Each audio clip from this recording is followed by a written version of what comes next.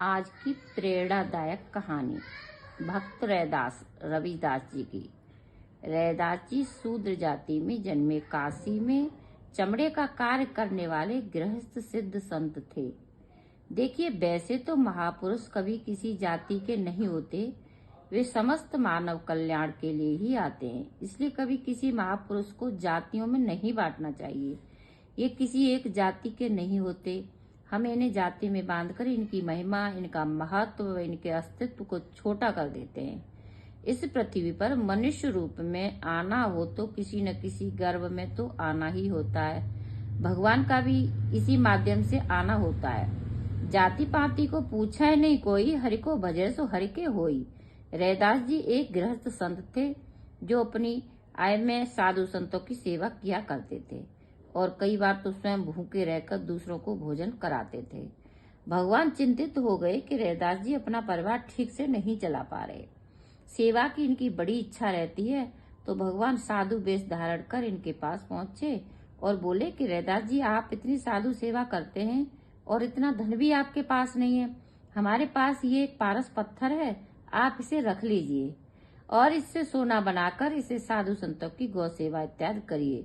और भगवान ने जो उनका चमड़ा काटने वाली लोहे की रापी थी, उसे पारस पत्थर से छूकर सोना बनाकर भी दिखा दिया। रैदास जी ने कहा, बाबा, मुझे अभी इसकी आवश्यकता नहीं है। जितना हो पाता है मैं अपने द्वारा सेवा कर देता हूँ। लेकिन भगवान के बहुत आग्रह करने पर रैदास जी बोले, अच्छा, इसे ऊपर इस छप्पर में कहीं रख दीजिए, कभी आवश्यकता पड़ेगी तो मैं निकाल लूंगा। साधु को देख रैदास जी का मन रोमांचित होने लगा। आखिर थे तो वे भगवान रैदास जी। उन्होंने भोजन कराया और विदा किया, लेकिन अब रैदास जी का मन नहीं लगता। कौन थे, कहाँ से आए थे?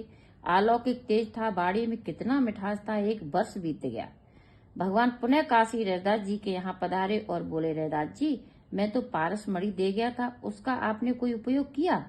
रैदास जी बोले, बाबा, वो तो जहाँ आप रख गए थे वहीं होगी, आवश्यकता पड़ी ही नहीं।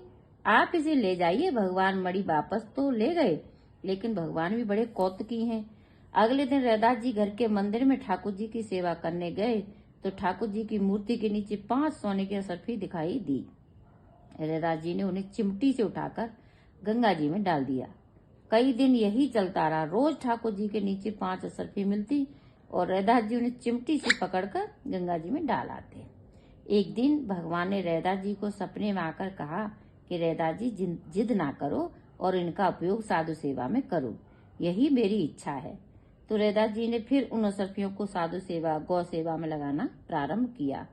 कुछ असरफी जोड़कर उनसे काशी में एक सत्संग भवन बनवाया। सत्संग होने लगा, साधुओं की भीड़ उमड़ने लगी, रैदास जी की जय जयकार होने लगी। और इधर काशी के पंडाओं को उनसे ईर्ष्या होने लगी। सबने काशी नरेश से शिकायत की, ये हीन जाति का है, पढ़ा लिखा भी नहीं है, वेदों का ज्ञान नहीं है, एक भी संस्कृति का श्लोक आता नहीं, और देखो ठाकुर जी की सेवा का पाखंड कर रहा है, जादू टोना करता है, और वगैरह वगैरह बोलकर काशी नरेश को रैदास जी के विरुद्ध भड़का दिया। काशी नरेश ने कहा, ठीक है, परीक्षा करा के देखते हैं, भक्त हुआ तो ठीक है और नहीं तो दंड मिलेगा। पंडाओं से कहा, आप अपने ठाकुर जी को ले आइए, और रैदास जी को कहा, आप अपने ठाकुर जी को लेकर आइए।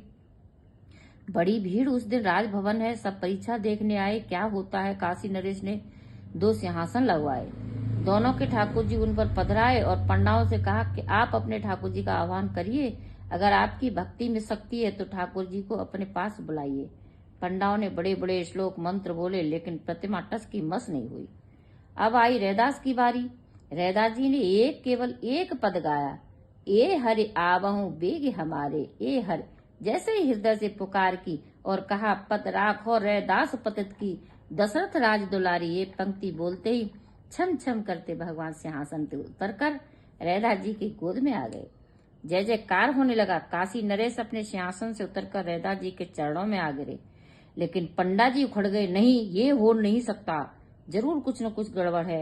ये ठाकुर जी इनके हैं, कुछ न कुछ इसमें चुम्बक इत्यादि की करामात है, ऐसे नहीं मानेंगे। काशी विश्वनाथ, अब इसे प्रमाणित करें, तब मानेंगे, वही परीक्षा होगी, वही सिद्ध होगा। और सब काशी विश्वनाथ के मंदिर में पहुंच गए।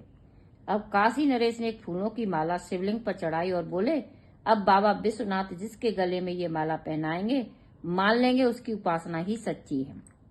और फिर पंडाओं ने रुद्राष्ट पढ़ना आरंभ कर दिया। घंटों हो गए पर माला जस की तस। अब बारी आई रैदास जी की। उन्होंने केवल एक बार जयकारा लगाया, काशी विश्वनाथ भगवान ने की जय, और माला शिवलिंग से उड़कर सीधे रैदास जी के गले में जा पड़ी। फिर जय जयकार होने लगी। स्वीकार हो गया, सत्य सिद्ध हो गया। काशी नरेश भी इनके भक्त हो गए। तत्पश्चात नरेश जी रैदास जी की कुटिया पर दर्शन करने जाने लगे। जय भक्त रैदास जी की।